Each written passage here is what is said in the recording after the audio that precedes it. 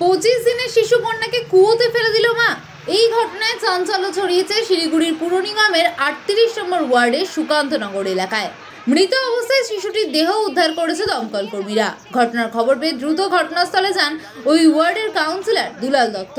ঘটনার খবর দেওয়া হয় পুলিশকেও। ঘটনা সম্পর্কে জানা গেছে, মহিলার মানসিক অবস্থা খুব একটা ভালো ছিল না। এদিন এলাকার বেশ কয়েকজন দেখতে পান সেই মহিলা তার শিশু কন্যাকে ধরে ফেলে দেয় কুয়োতে। এরপর এই খবর দেওয়া হয় আশিঘর ফাঁড়ির পুলিশকে। পাশাপাশি খবর দেওয়া হয় দমকল বিভাগের আধিকারিকদেরও।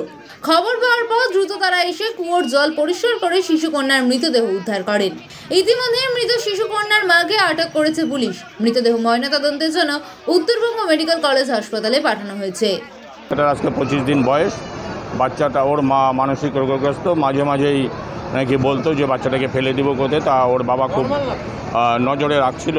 তবু আজকে অঘটনটা ঘটে যায়। তার বাবা সকালে এসে, তার বাবা গাড়ি চালায়, সকালে এসে শুয়ে পড়েছিল, বাচ্চাটা পাশেই শুয়েছিল।